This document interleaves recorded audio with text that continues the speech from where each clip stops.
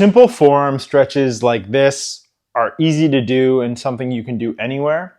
But if you want to get the most targeted stretch to your wrist and forearm, I suggest doing them on the floor.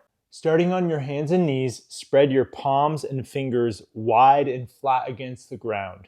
Make sure you put pressure through every part of your palm and that the wrist isn't compensating from side to side or that your fingers aren't curling up. We start nice and flat, press into the ground.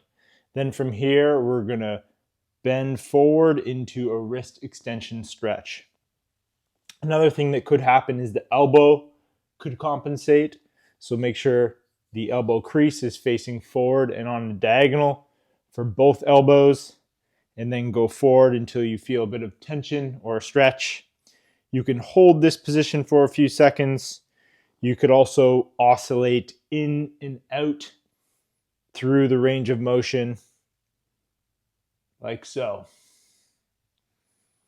Because your forearm rotates into supination and pronation, we need to stretch the wrists in different positions in order to get all the different layers of muscles within the forearm. So the first one we did was in a pronated position.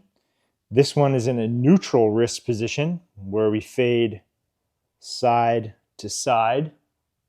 Lastly, we go into a supinated position. If you're flexible enough, you can do it like this with both arms. I'm pretty stiff in that direction, so I find it's better to do it with one arm. We go flat palm, straight fingers. Go from here, rotate into supination, and then just lean back. So one hand at a time for this stretch. In order to get a well-rounded stretch of all the muscles in our forearm, we also want to do some with a bent elbow. That way we're targeting the muscles that don't cross the elbow joint and only the wrist joint. For this, we need to get ourselves up against a wall, tuck our elbow into our stomach. Again, flatten our palm and fingers up against the wall. And then from here, we could lower down into wrist extension.